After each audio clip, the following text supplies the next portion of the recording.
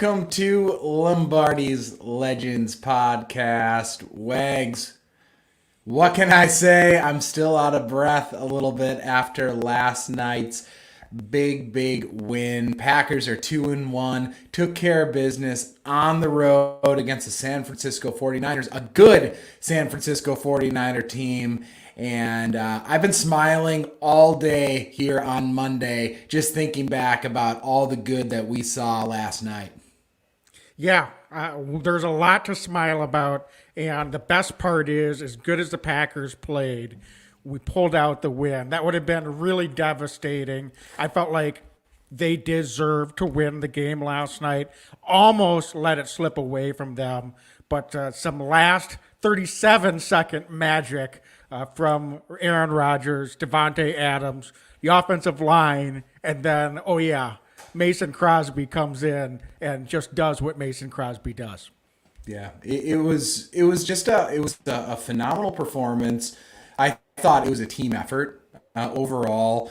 There were a couple letdowns here and there on all phases of the game, but guess what? I mean, the other team gets paid too, right? So I thought that overall, this was one of the better team performances on the road that I can recall. And what I think I'm so inspired by is every season, it's a new season, right? So we can't look back at last year and go, well, it's a similar roster, so they're fill in the blank. They're not that. It's a new year. And going into this season when it was 0-0, 0-0, no record, there were a lot of ways I could have seen the first 3 weeks play out. I don't know if this is how I could have imagined the first 3 weeks playing out, getting blown out on the road, taking care of business at home against a pretty bad Detroit Lions team, but then going on the road and getting a hard-fought victory in San Francisco. So, Wags, what does that tell you about this team? I know it's still early, but I think they're starting to work towards developing, I think, a bit of who they are and a little bit of character of what the personality of the 2021 Packers is. What are you seeing so far?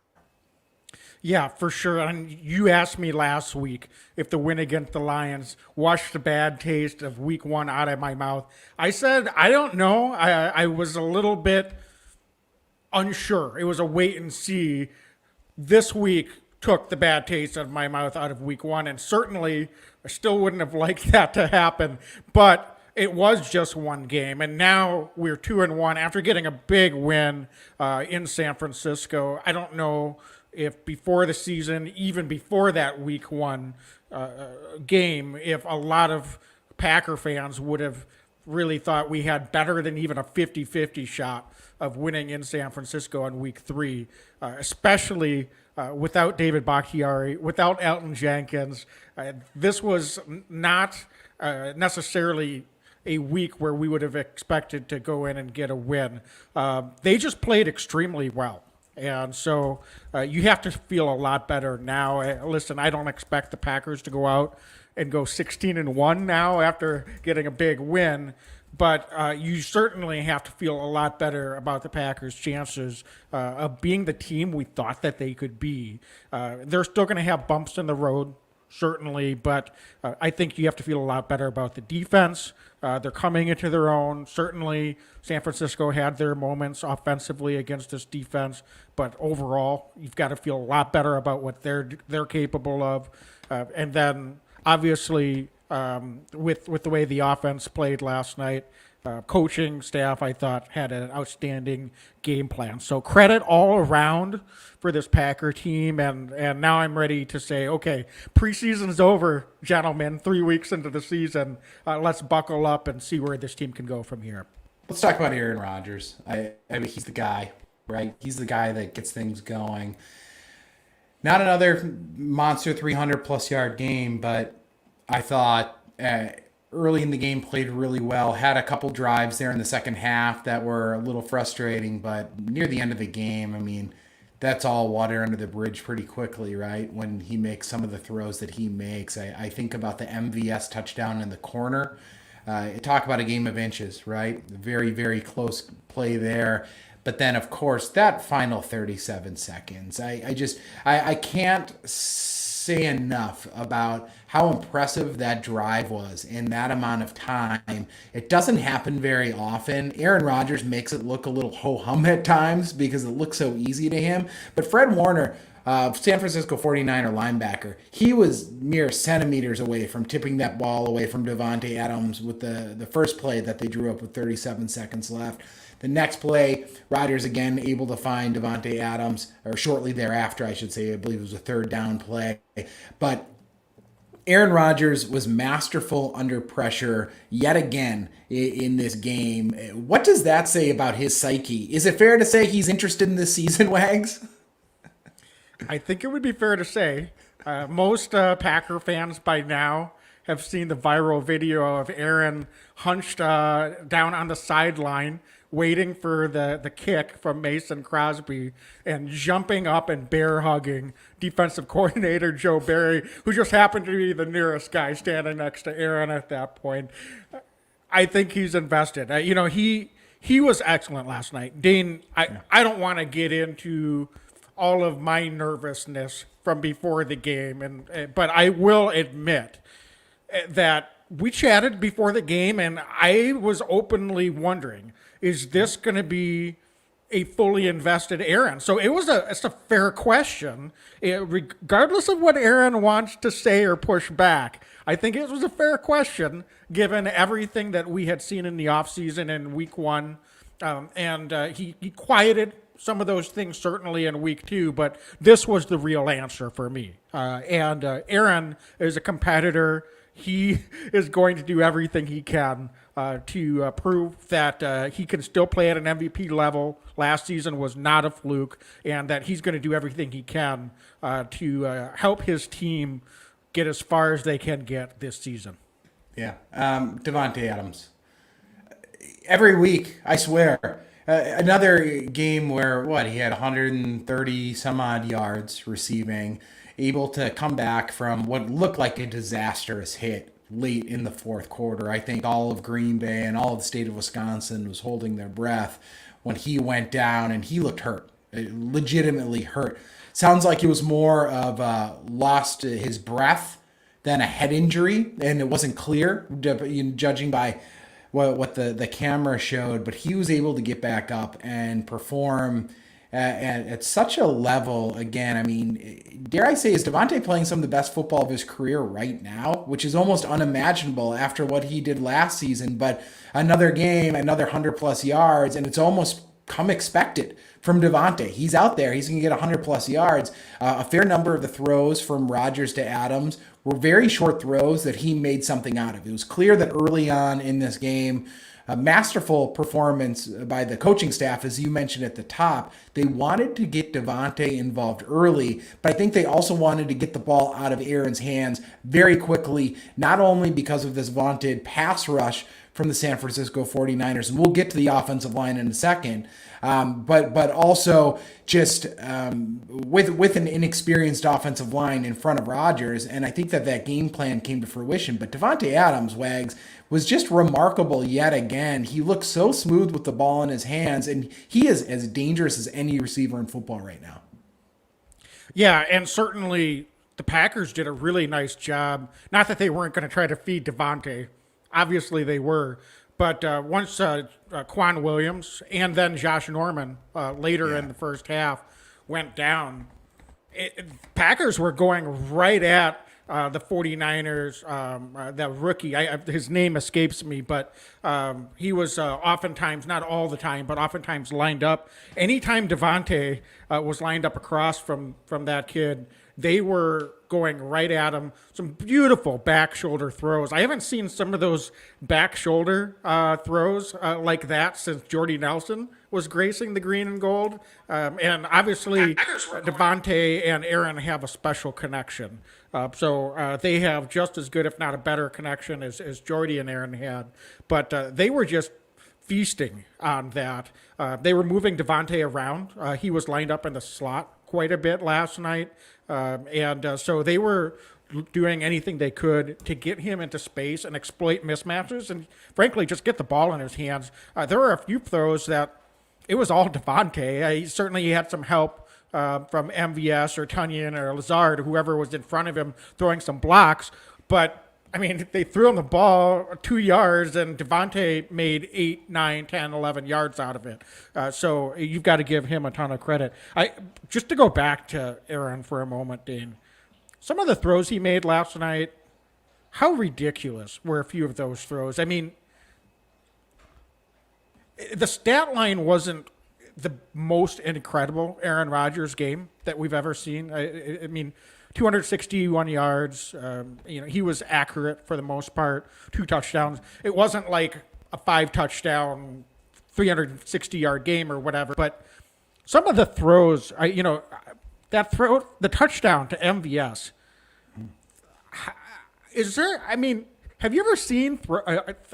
I don't know if that's the best throw Aaron's ever made, but just incredible. It was literally like an inch, maybe an inch and a half over Fred Warner's outstretched hand, and like it couldn't have been in any other spot for MVS to be able to gather himself and catch the ball before going out of bounds.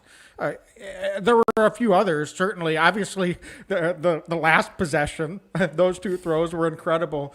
But what can you say about that? I mean, that accuracy is just incredible. I just want to just give Aaron another extra shout out because he was the first throw to Lazard, pinpoint. I mean, so they were just a thing of beauty. You could tell he was feeling the rhythm last night. There's nights when Aaron is still really good, but he knows he doesn't have like that extra level. Last night, you could tell early he was feeling really good, and that transpired, I thought, throughout the game.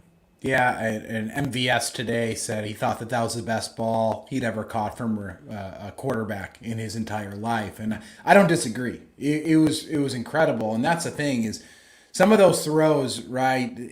You'll see quarterbacks, and even at the NFL level, that's kind of their highlight reel throw. And for Rodgers, it's like throw it on the pile. Here's another one for the pile, right? And that's what makes Rodgers so incredible, let alone all of his calm and grace under pressure last night. But what more can you say? I mean, 3-time MVP. He deserved all 3 MVPs, but again last night and on the road. I can't say it enough. On the road in that environment to do that, I think it always means something a little extra special to Rodgers when he can beat the 49ers. But on the road in that environment, it was loud. You could tell it was loud. And for him to make those throws in those moments were just perfect. Yeah, and Dane, I know we've given Aaron a little bit of criticism here. And I think, again, deservedly, but we also don't necessarily spend a ton of time talking about how great Aaron is when he deserves it too. So I just wanted to highlight that as well. We've got a lot to get into here. I think let's talk about that offensive line. I saw that Rob Demovsky tweeted that outside from Billy Turner, the other 4 offensive linemen had made a combined 5 NFL starts going into last night. And it didn't even really dawn on me that that's how inexperienced we were up front. Because, John Runyon Jr., he's been around. He played a fair amount last year. Yashin Eisman has been on the Packers. He hasn't gotten on the field much in the regular season, but he's been on the Packers for a few years now. And so you just kind of almost forget how inexperienced, but man, what an effort from those guys. Certainly the first series, Nijman had the face mask, illegal hands to the face penalty that kind of put them, out of that possession. Thankfully, we're still able to come away with 3 points, but settled in really nicely after that. I thought the coaching staff did a really great job of utilizing our tight ends and Aaron Jones, for that matter, to help out and do a lot of chip blocking last night. The tight ends were not involved at all in the pass game. We didn't suffer for it last night. I thought what they were doing was too important, and giving Aaron just enough time up front. And we didn't see Aaron hold the ball. He was throwing strikes and getting rid of the ball quickly, just working in sync to help this offensive line. And while we didn't, roll up the best rushing game. I thought we were effective enough. Aaron Jones found some creases and was able to keep the ball moving on the ground when we needed to, kept them honest. So just what an outstanding job by this offensive line, this young offensive line. And I think they answered a ton of questions as well last night. Yeah, they did. Across the board, you mentioned the inexperience, but Myers, man, he does not look like a rookie center. To play in that environment, he was getting snaps. I know we saw the one snap. I forgive me, I can't recall which quarter it was in, where Rodgers kind of got in his backside a little bit and was chewing him out. I think it was earlier rather than later. I think it was a mistimed snap, Cobb going in motion. But outside of that, Myers looked very, very adept against one of the best defensive lines in football. And that's the thing. We weren't playing a poor football team. We were playing a very strong front seven on the road. So, throw out all the stats. These guys played their backsides off, all of them. As a unit, they played so well. You mentioned Runyon playing well. How about Josh Nijman? I mean, real talk. Left tackle, first NFL start, Sunday Night Football, on the road. Started off, it was clear he had a little bit of jitters, I thought, early on. Had a penalty on, I believe it was illegal hands to the face. I think there was a couple of issues there early on. He settled in so well as the game went on, and he held up under duress. The Packers were up. When the Packers were down, he was able to keep Aaron upright. And Billy Turner has turned into one of the better right tackles right now. He's just steady. He's just a steady right tackle. And we talk a lot about Elton Jenkins' flexibility, but how about Billy Turner? He'll play tackle for you. He'll play guard for you. I mean, these guys, it's incredible. So many teams in the NFL have offensive line woes week to week. They have weaknesses all across the board. Maybe it's the coaching staff, maybe it's the scouting, maybe it's the talent, maybe it's everything combined. But the Packers are able to find offensive linemen that are flexible, that are able to play multiple positions, and they're able to perform as a unit as well as any offensive line in football week in and week out. And this was such a test, and they were able to get after it. I get excited for them because it's incredible to have depth at the offensive line. We were down our two best offensive linemen, two Pro Bowl offensive linemen, and we still took care of business. And mind you, we also ran the ball well enough. It wasn't an incredible jump off the screen stat line rushing, but they did enough, Wags. And I thought early on they stayed committed to the run. Aaron Jones, A.J. Dillon, they did enough to keep the chains moving, kept the defense honest, kept them off the Aaron Rodgers back just enough. They did well enough in the run, but in pass blocking, just remarkable stuff last night. I can't say enough about what this unit did. Yeah, I think that might have been Billy Turner's finest game as a Packer, or if not, probably in the top five. Obviously, Josh Nijman gets a lot of the credit for, stepping up against Nick Bosa, but Dee Ford, no slouch in his own right, was shut out completely of the stat lines. He didn't have a single tackle, a single pressure, a single sack. He was basically blanketed. He was invisible last night. So how about Billy Turner? I would say that was more than steady, what the work that he gave last night. I think that's a completely fair characterization of Billy Turner throughout his tenure with the Packers. But if he continues to play the way he did last night, wow, look out once we get fully healthy. This is looking like this could be a real strength of this Packers team. So knock on wood that we stay healthy and get healthy. This team could really get rolling.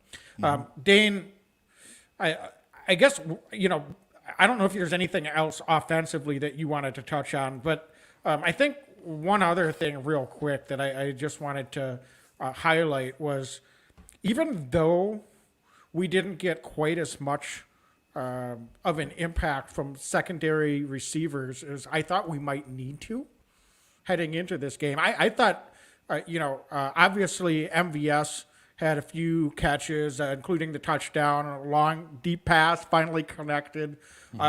Lazard, only one target. Big catch in the first series. These guys made them count when they got the opportunity. And that's really what we're asking for. They're not going to get 8 to 10 targets most weeks. MBS only got 4 targets. Lazard only got 1 target. Randall Cobb, who we thought might get a little bit more involved this week, only had 1 target. It was Davonte Adams getting all of the targets for the most part, it didn't slow us down at all. So we've got that tape out there. I think they'll continue to get more involved with some of those secondary guys. Certainly, we expect Tunyon to get more targets most weeks than he did yesterday. But this is something that's going to be crucial. Is if these guys are able to take advantage of the opportunities they get, even if they only get 2, 3, 4 opportunities in a given week, they've got to make them count, and they did yesterday, and that made a big difference as well. Made a huge difference, and you're right. Mercedes Lewis did a really nice job, I thought, in both the pass and run blocking game. It doesn't jump off the screen at you, but he did really well. Our buddy Schmitty pointed it out, and T.O., our other buddy, was able to kind of find the video of it too. Tunyon just leveling Bosa on a play. That's the thing about Tunyon that I'm really enjoying watching. He's just growing every single year. He's adding dimensions is that going to happen 9 out of 10 times? Absolutely not against somebody like Bosa. However, it happened. I thought it set the tone early. The tight ends were willing to block, and just the team effort there. And speaking of team effort, really quickly, yeah. I don't mean to interrupt that thought. I think Bob Tunyon could have done that 9 out of 10 times, and the reason was it was so well constructed. He split out. That had to have been something that they picked up on tape. They split him out wide. He went in motion, and Bosa didn't even see him there. When he went in motion and lined back up, kind of right off the the flanker spot, Bosa was probably saw there was nobody lined up across from him, and he's looking down at the football to make sure he doesn't jump off sides.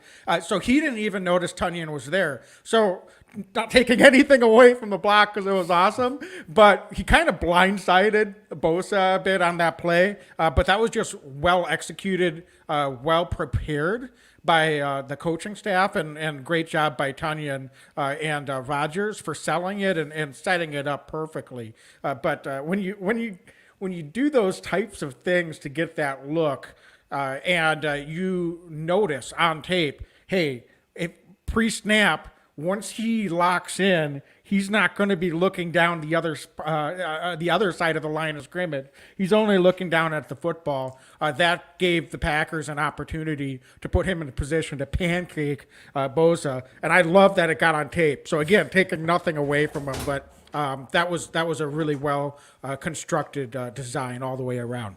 That's good insight, Wags. It really is, and good looking out on that. The tight end's willing to do the dirty work last night. Another guy who's willing to do the dirty work, and I think it deserves credit because I love special teams. I don't know if you heard, but after the 68-yard return late in the first half, and we've had our woes, of course, with special teams over the years here as Packer fans. It sounds like Alan Lazard ran over to Coach Drayton, special teams coordinator, raising his hand and saying, "I want in on kick coverage." I love that. That's the thing about Alan Lazard, right? There's talk about him as a receiver, but also he's known as a guy who is an enforcer, they say, as a run blocker at the wide receiver position. I love that even at the NFL level, Lazard is raising his hand saying, "Get me out there. I want to cover kicks. I'm going to do what I have to do to help this team win." So just another thing I wanted to point out, because we've got to clean up our special teams. I would prefer that one of our starting wide receivers doesn't have to be out on kick cover, but I love that he's eager to get out there, and they're not asking him to do it. He wants to get out there. For sure, yeah. And we've got to get better. Yes. We continue to say that. I will say that it seems like the special teams has been steadier this year. It's not as shaky. Obviously, the big return last night notwithstanding, we haven't really gotten much from the return game, aside from in the Lions. I thought Hill had a couple of nice returns. So that'll be kind of hit or miss probably week to week. But it's one of those things where we've just got to continue to build on consistency, and hopefully those breakdowns become fewer and far in between. So, Dane, any other thoughts on the offense for the Packers before we head over to the defense? I know that we covered pretty much everything, but I'm not sure if you had anything else or any particular individuals that you wanted to highlight. No, I don't have anything else on the offensive side. I was just really pleased overall with the performance. Anytime you can get that many points on the road against a good defense is a good night.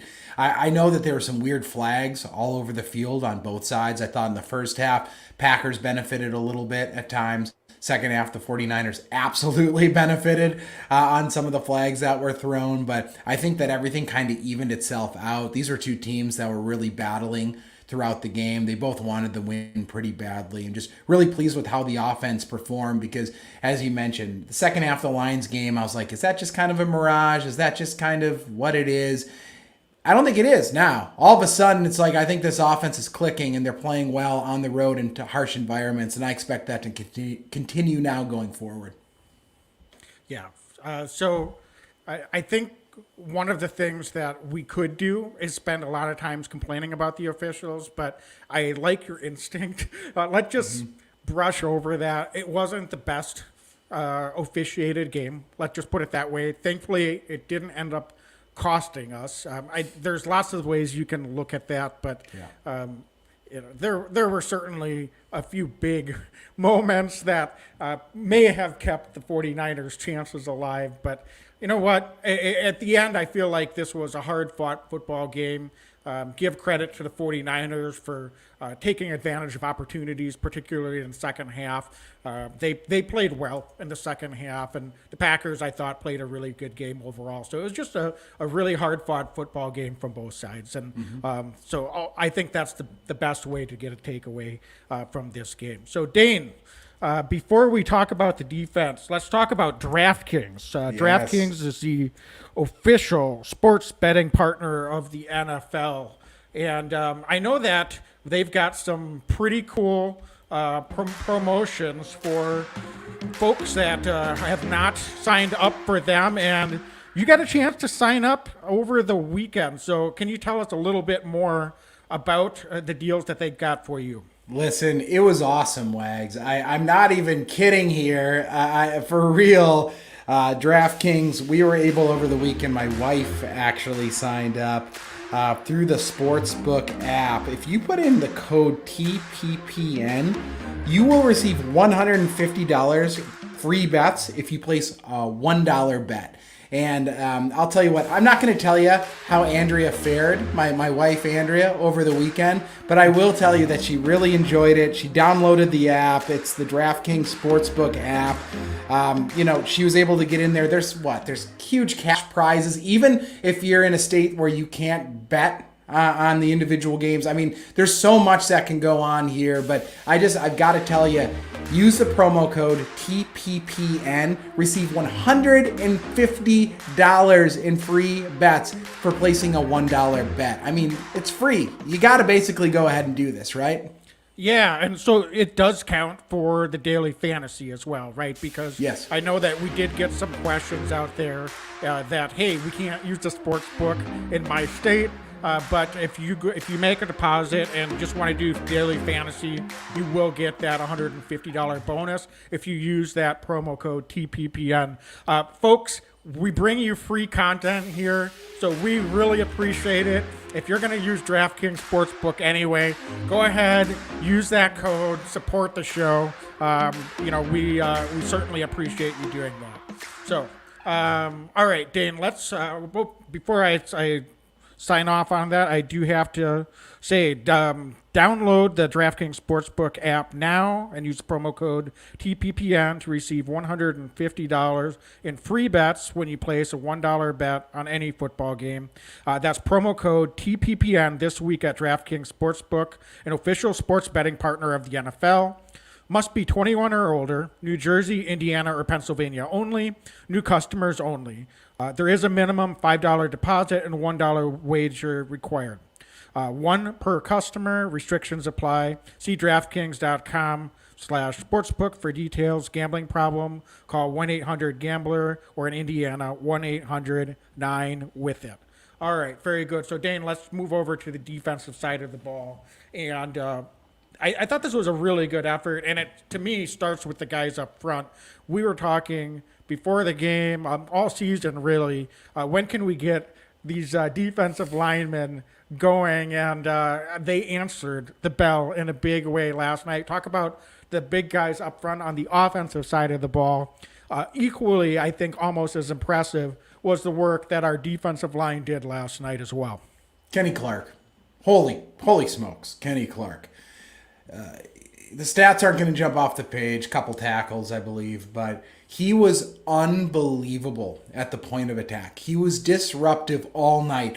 The 49ers center Mack got absolutely tossed around by Kenny Clark last night. And I'm not just saying that as a Packer fan. Go back and watch him just getting driven around, not able to get his reach blocks on Kenny. Kenny's extending his arms. He's driving him into the backfield. I don't know if Kenny ate his Wheaties. I don't know if he had extra cheese curds. I don't know what happened, but he was everything that we know he can be and somehow more. He was that good last night. He was so disruptive. And Tyler Lancaster. Wags, I thought the first couple of weeks to start the year, Tyler's been kind of ho-hum. Not a great start to the season for Tyler. Best game of the season. I know it's early, but best game of the season so far for Tyler. Thought, again, point of attack was really good. He kept his pad levels a little bit lower. He's able to hold his ground. He certainly wasn't driving guys the way Kenny was, but I don't expect Tyler to, and I don't think we need Tyler to. What we want to see him do is exactly what he did last night. He ate up blockers.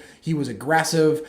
He used his body. He used his power. He's got incredible power, the lower part of his body. He was able to drive those guys up a little bit. We were able to see the offensive lineman's shoulder pads pointing upwards towards the sky. It's everything you want to see. So I thought both of them played well. Dean Lowry, later in the game, third, fourth quarter, was able to get some pressures on the quarterback as well. But I really want to credit Kenny Clark, number one, but also Tyler Lancaster for really stopping the run against an offensive line. 49ers have 4 former first-round draft picks on that offensive line. They've invested in free agency. They've invested in it through the draft. They are very strong up front. And I thought that the Packers D-line, which has had a lot of trouble against this offensive line over the years, did more than enough. And they are one of the major reasons I think we won this football game. They're not going to get all the praise in the world, but they deserve it. And on a podcast that's just about the Packers, we're going to give it to them.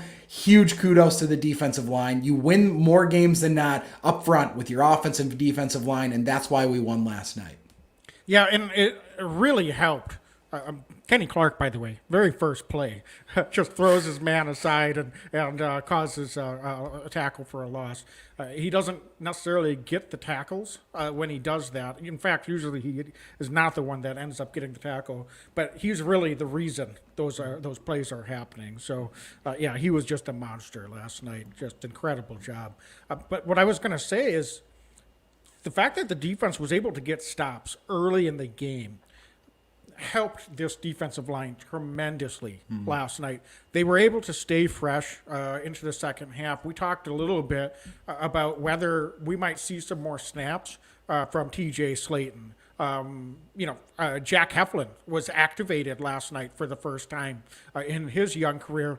Didn't end up getting out on the field, but was available. So clearly the coaching staff may have had that thought in mind if things had swung a little bit differently and the 49ers would have been able to come out running the ball probably the way they wanted to, then that might have wore them down a little bit. We may have had to see some more plays from some of those guys throughout the game.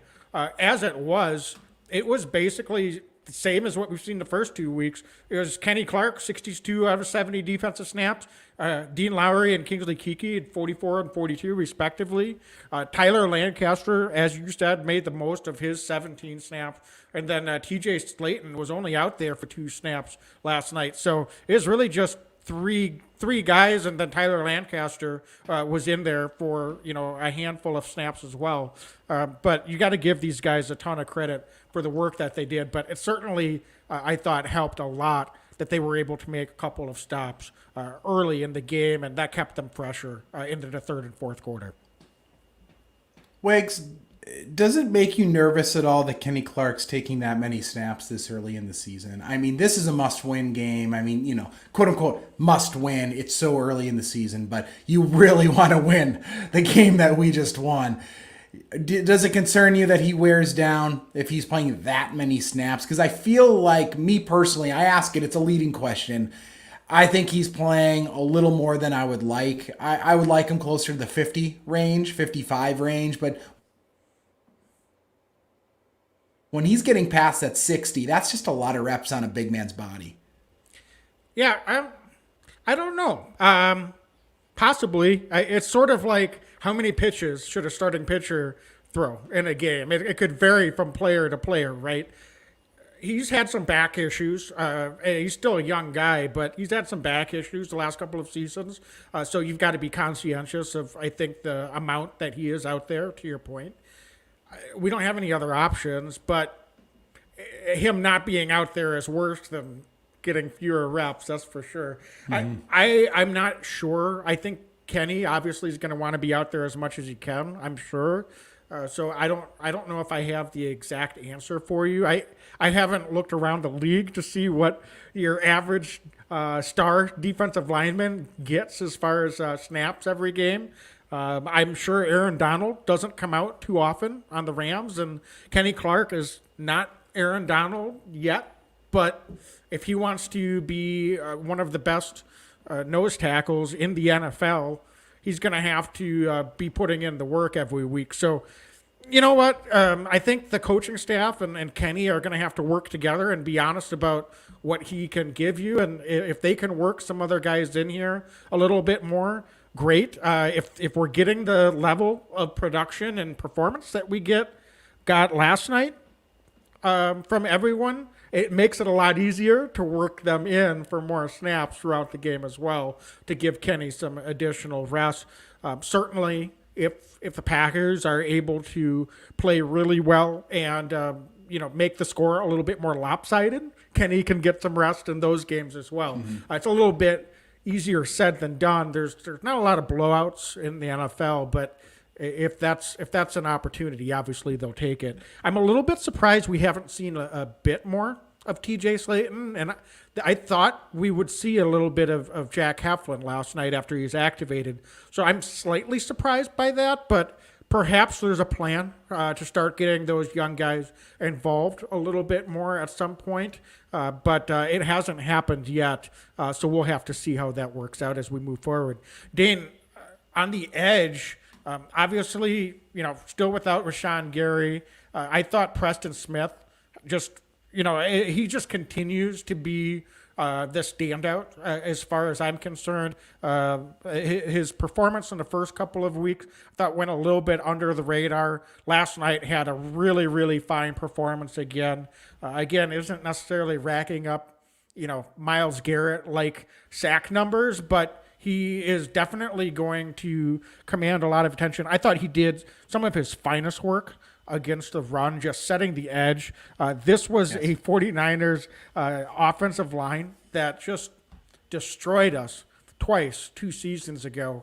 And we were able to keep them to 67 yards rushing last night. And I thought Preston Smith, we talked about the defensive line, but I thought Preston Smith, among others, but Preston especially, deserves a lot of credit for the work that he did in shutting down this 49ers rushing attack to a much higher level than I thought they would be capable of. And he just continues to just do some outstanding work. So if he can keep playing at that level, and Rashawn Gary starts to come on a little bit, he started to warm up a little bit as the game went on as well, and then we can hopefully at some point get a healthy Zadarius Smith back, we could be cooking on the edge as well pretty soon. But how about Preston Smith, Dane? What have you liked with what you've seen from him so far? I was so pleased to see him setting that edge. That the Niners very clearly wanted to establish the run. They wanted to establish the run outside. They like doing those pitch plays. It's pretty clear that that's what the coaching staff there in San Francisco likes to do. And I think that it was touched on during the broadcast last night that, a lot of what the 49ers, what the Shanahans do is the first play is predicated on the next play and they build off plays. And you saw that at times last night. They were able to kind of build off of certain situations, and then it starts to go downhill, right? And they start to work downhill, it seems, and they're working their ways, and they were not able to really get the edge against Preston, and that was just sound football. Let's be real. It was sound football. It wasn't hero ball. It wasn't selfish. It was really good team ball. You'll see guys that like to pad their stats, that will try to pinch inside, try to get to the quarterback, and they just get destroyed on the outside, and teams are getting gutted. Preston Smith last night didn't do any of that. He did exactly what the coaching staff wanted him to do. He wasn't necessarily always getting a million tackles, but what he was doing is he was forcing the running back inside. That he was able to really create a scenario where Devondre Campbell was able to get a heck of a lot of tackles. Some of the other inside linebackers, defensive line was able to get there. But really, what it did was it forced the running back inside. Maybe they were getting a few yards, but they weren't getting those huge plays against the Packers. And that's what's plagued this defense at times in the past, are the huge run plays. Then it sets up the pass. Then Garoppolo's back there slinging it around. The Niners weren't able to do that last night, and a big part of that is because Preston Smith just played really good football. And then I've got to say, Wags, Jonathan Garvin played really well last night as well.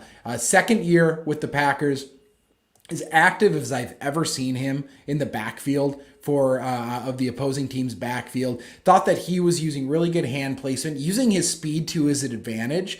Big number 53 out there. He's just long, he's lean, he's got these really long arms. And at times last year, you'd see him, and he's so young. He was 20 last year as an undrafted rookie.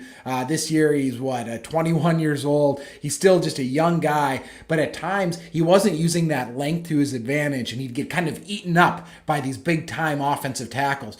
This game was the first game that I saw him routinely using those arms to his advantage, kind of like a fighter, right? Kind of like a boxer. You want to keep that guy away from you. He wasn't getting consumed. Instead, he was able to use that leverage to his advantage. And I thought that he got there. I think he got a half sack with TJ Slayton, actually. TJ Slayton had 2 snaps, got a half sack out of it on one of those plays. The other half was credited to Jonathan Garvin. But there were other plays, too, where I thought this game, more than either of the other games this year, while they didn't get 10 sacks, I believe they still got 3 or 4 sacks, but they were consistently pressuring Garoppolo. I thought they did a really nice job of that, and the Packers needed another guy to step up. With big Zadarius Smith out, Preston Smith setting the edge, he's working hard, Rashawn Gary's getting in there. They needed somebody else, and last night, Jonathan Garvin was that guy. If he can build off of that, and we get Zadarius Smith back, big picture, projecting long term,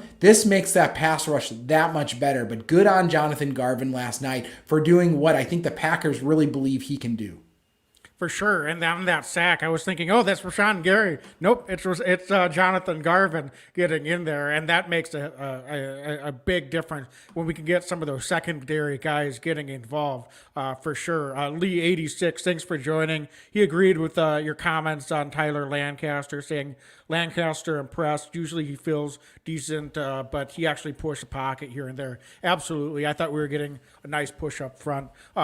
Preston Smith had 3 quarterback hits as well, so he wasn't getting officially getting in there for the sacks, but a lot of pressure that he was putting on, in addition to that setting the edge against the run. And like you said, you have some great insight on how they can use the leverage. As a former star defensive end, Dane, you know all about that, right? But that's that sarcasm, Wags, that everybody tunes in for. Hey, you can zing me back. That's just totally fair. But it just like kind of the Kenny Clark thing, where you may not get the tackle, but that gives guys a chance in pursuit. It gives the cornerback a chance to step up, and then they're not out in space. It really gives the defense a lot of opportunities to get those stops against the run. That's not something that we've seen a lot of times. That's been what we've struggled with, and against the run is at that initial point of attack, we're just getting over pursuit, and we're not setting that edge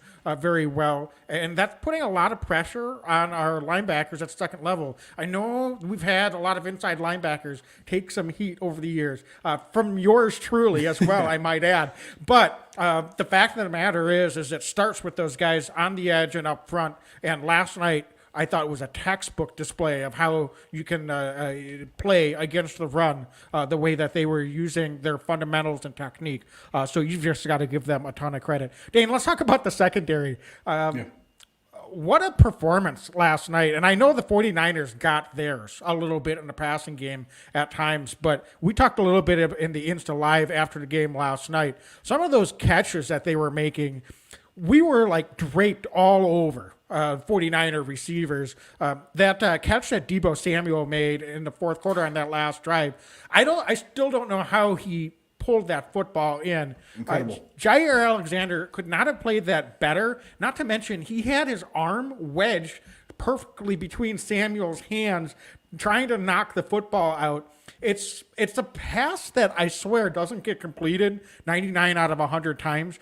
I think if this was a baseball game, a gamemanship of asking to check his gloves for too much stickum might have been something that we could have called for, but I digress. I thought I was really impressed with our secondary, and even though Eric Stokes got dinged for a couple of pass interference penalties, how impressed were you with his performance last night? I mean, this kid, he can play, can't he? I was super excited and very, very impressed by what we saw from him as well. Look out. Look out. I mean, Eric Stokes played great football.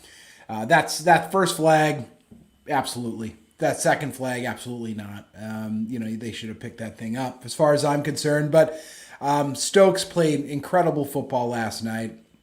Young guy. He's going to make rookie mistakes. We know that. But the backers found a guy in Stokes. And I think on the other side of Jair Alexander, he's just going to be dangerous, Wags. I don't know what else to say. He has the right flow. He has good body position. And he has that makeup speed that just is coveted by corners. He's got a short memory. He's going to be a guy. I know it's early in the season, but he's a guy to look out for. And I don't see a scenario where when Kevin King comes back, he's playing on the outside anymore. That's Eric Stokes' job. He's too darn good. Yeah, for sure. Frank Lombardi must be a Georgia fan. Stokes, go Dogs for sure. We appreciate that. And just couldn't be happier for this young man getting his first NFL start in a big game on national TV. And I think he showed that you can have a lot to get excited about with this young Packer defense. How about the play of Darnell Savage as well last night? Mm-hmm. I thought this was his finest game of the season. Had some communication issues, I think, in the first couple of weeks. But last night, Darnell Savage all over the field. I thought he was really impactful, both against the run and in some pass situation. Had some nice pass breakups. Didn't have really any opportunities for an interception, but was I thought in the right spot and playing extremely aggressively and smart. He wasn't putting himself out of position. Adrian Amos, you're always going to get really high quality performance from him, but it's always makes the defense, I think, go to another level when we can have a guy like Darnell Savage raise his game up to the level that we know he's capable of.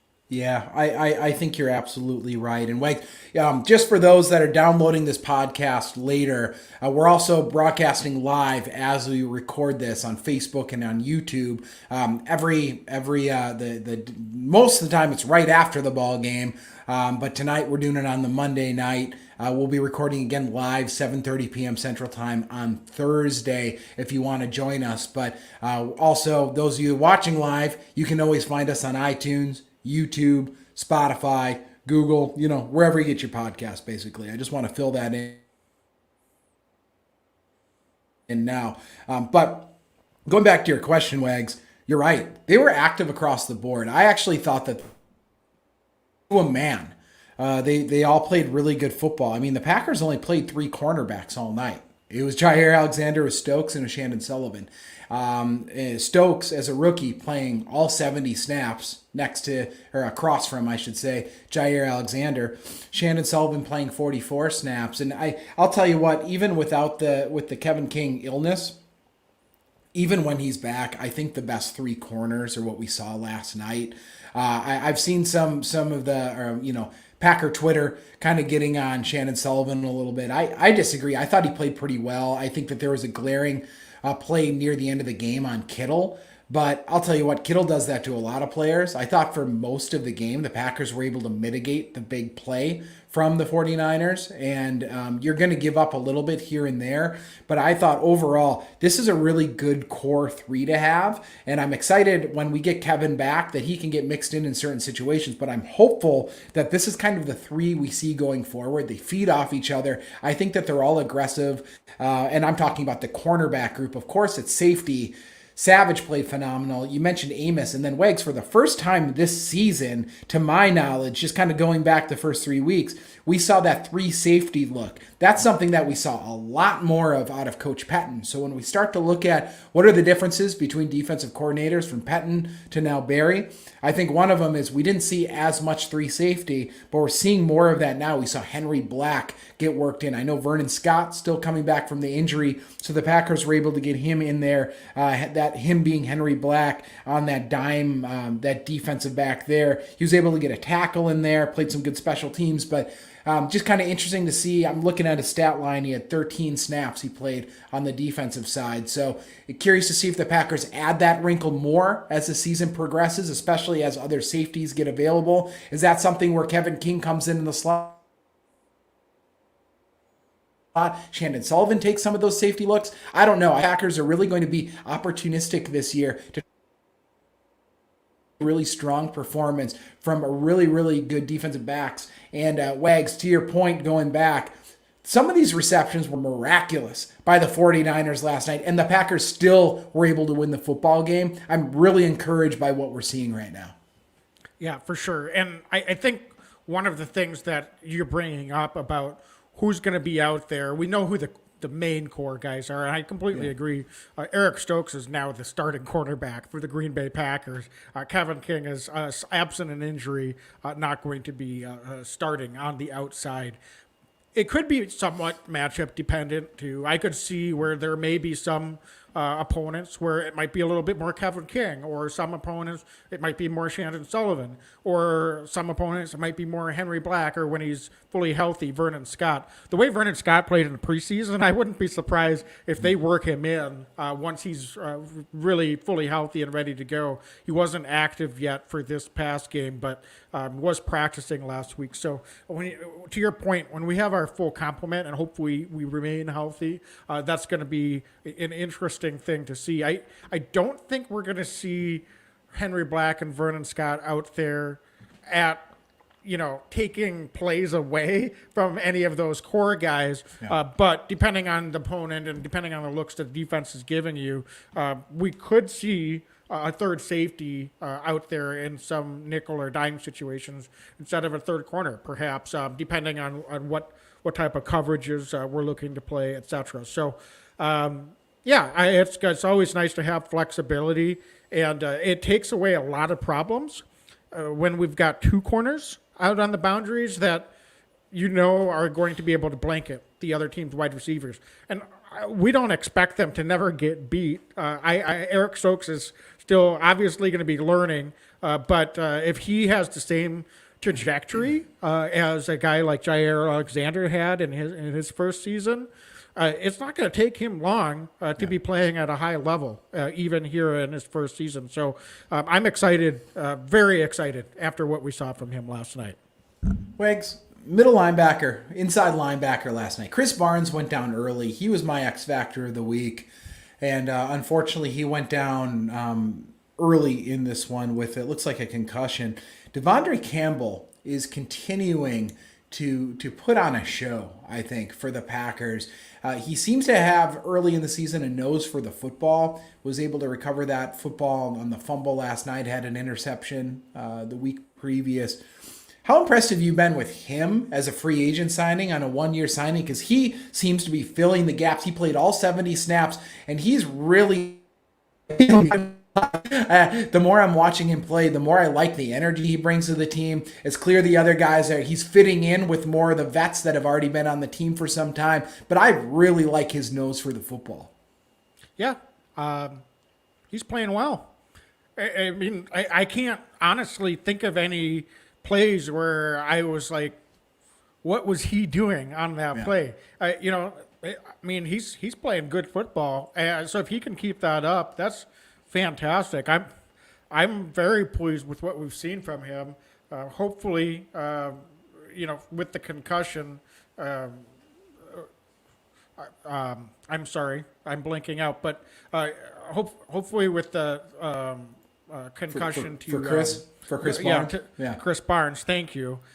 He's able to come back soon, but I really thought that both Ty Summers in base and then Oren Burke was out there in sub packages, did some nice things, and they were able to play pretty well. So they continued what we saw from them in the preseason, and they've been on this team for a while. Oren Burks got in there, pressured the quarterback a little bit in some of his opportunities.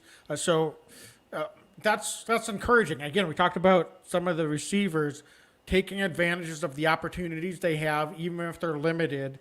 So I thought that both Ty Summers and Oren Burks played like professional NFL players last night, being called in on short notice and having the responsibilities they did.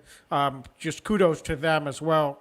They didn't necessarily make any impact plays, but I definitely encouraged by Devondre Campbell as well. Really, I thought the third straight good game for him. It's hard to give too much credit for the first week for anything that happened, but I didn't think anything that was going on was really his fault in that first game. So if we can, maybe we've cured our inside linebacker problems, at least for now. I know that's been a long-standing kind of pain or in the side for Packer fans.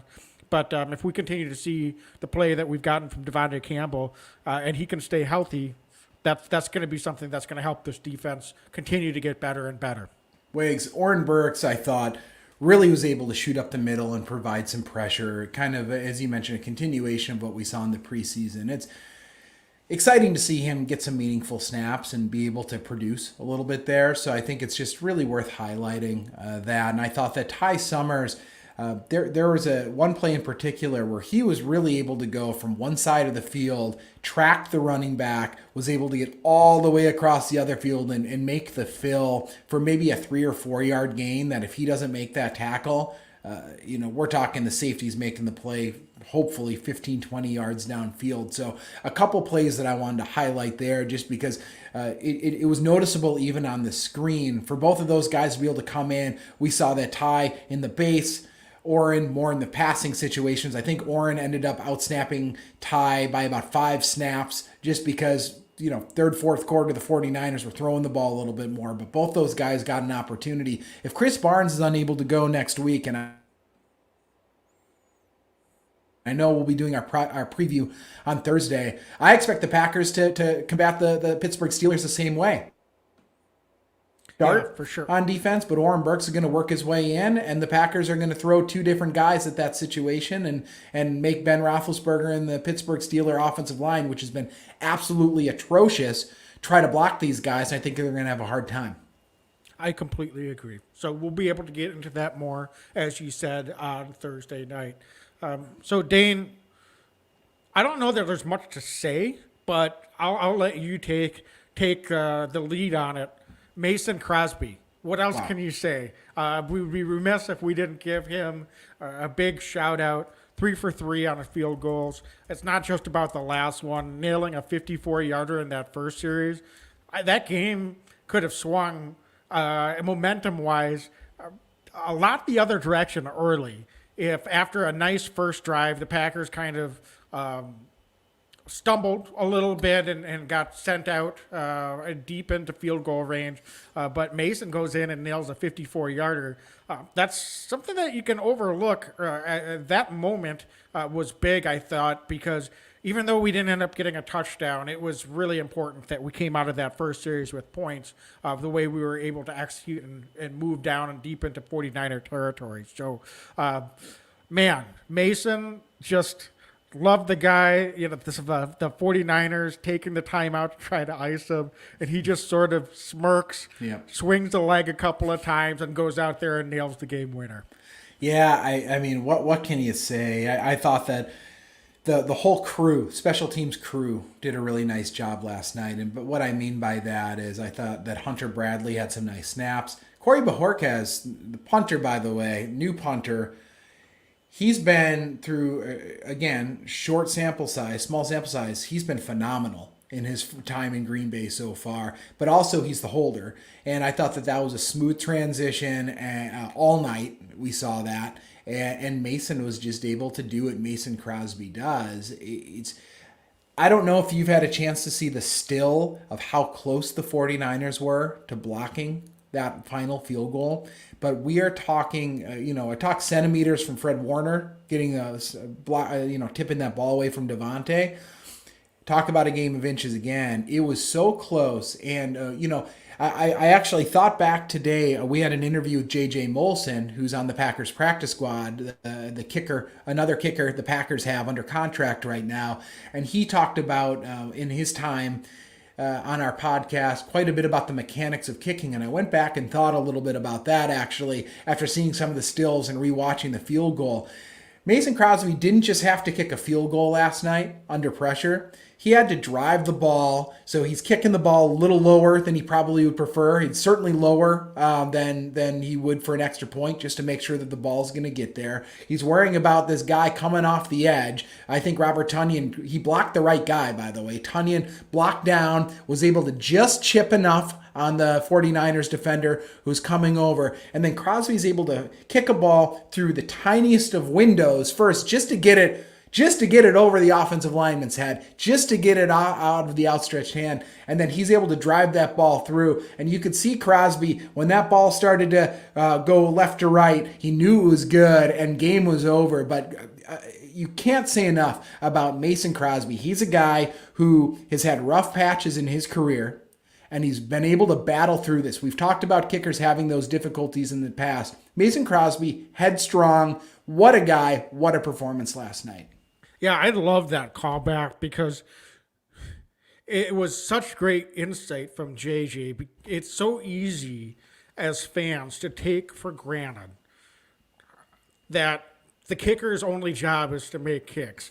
Right. But how difficult that truly is, and all that goes into that is just pretty incredible. And Mason makes it look automatic.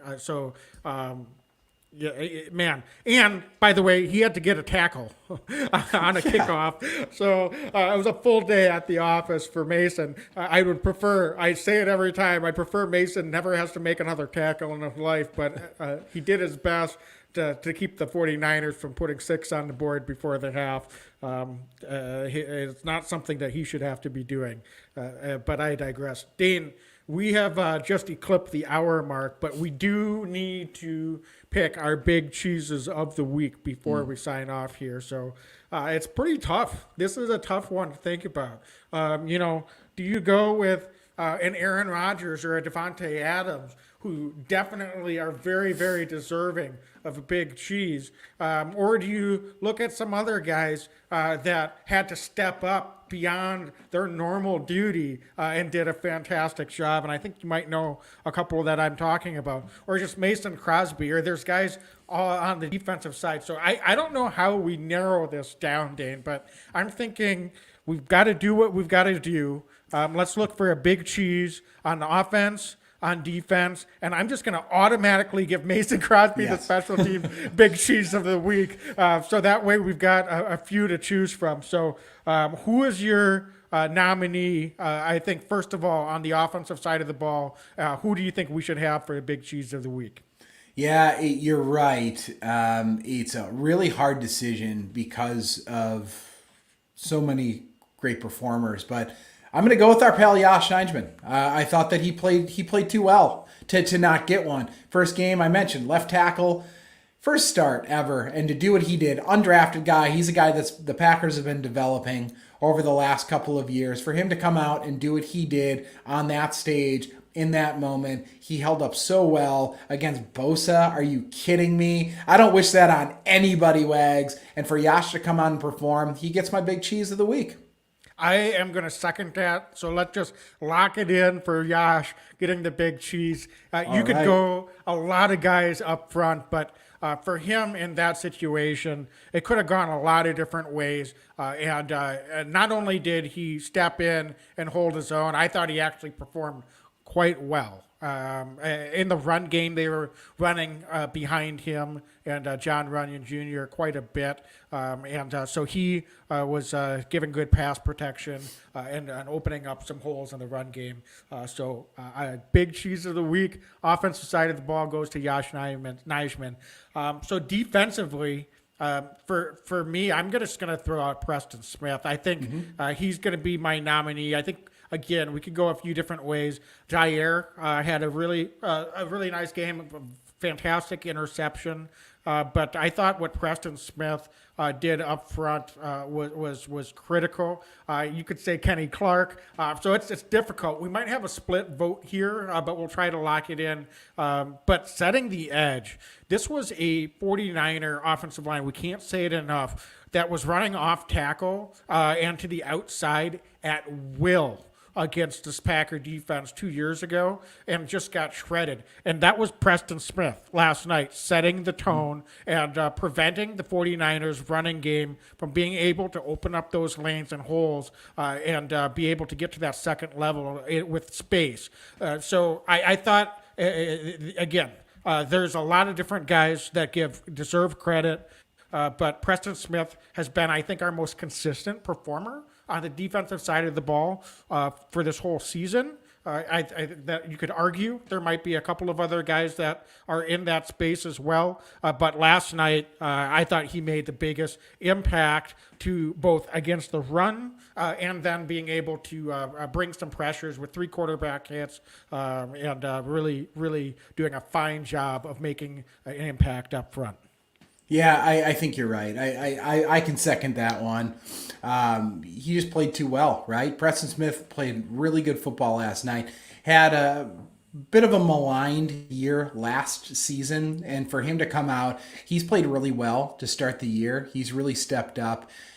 He's playing with good energy. He's playing aggressively, and he's doing everything this coaching staff is asking of him, just like he did last year, by the way. But this year, I think the coaching staff honestly is putting him in a little bit better position to perform. So really happy to see him out there, and I'm all about Preston Smith getting our defensive big cheese player of the week. For sure. We got another question in the chat. I think we're going to save this one for Thursday. I think it's a good discussion to have. What should the starting O-line be going forward if Jenkins is healthy? And hopefully we'll have an idea if Jenkins is able to practice this week. I think that'll be a good question to chat about on Thursday. So thanks for submitting that. I want to see what we get as far as practice and if Jenkins is ready to go or potentially looks like he might be ready to be healthy this week. That's certainly going to be a conversation that we're going to have. So, Dane, anything else that you wanted to hit on before we sign off here tonight? I do want to apologize. It's Nyman. I apologize, Yash. Yash's been on our podcast, so I apologize for that. I always say it in my head wrong, but it's Yash Nyman, so I want to make sure I say that. But other than that, Wags, I'm really happy about this team right now. I like where the team is at, and I think that we are going the right direction. I'm really excited to see what we're going to be able to build off of this. But I like how Coach LaFleur has constructed this team. It's a team that's led by the players, but there's no mistake. This is Matt LaFleur's team. You see him. He's fiery. There's no doubt about that. He's got a little bit of swag with him. So just very pleased with this. Really pleased that we're able to do this podcast and not talk about a last-second loss, but instead a last-second victory. The Packers are 2-1. They're in control of the North. Now let's go ahead. Let's really build off of this and build our identity this season. Couldn't have said it better, Dane. So, folks, for those of you that joined us here live tonight, thanks so much for joining. We'll be back live Thursday night, as Dane said earlier, on both Facebook and YouTube. So check our social for the links to that if you want to join. For those of you that aren't able to join live, obviously go ahead and download the audio of this podcast on Apple, Spotify, Google Play, wherever you get your podcast. That will be available later here this evening. So, folks, thanks so much for joining in. Go ahead and submit those questions to us, or comments or feedback on the team, and we'll try to get to those throughout the episodes that are upcoming as well. So, Dane, I appreciate you as well. So, as always, let's close it out here. Go Pack, go! Go Pack, go!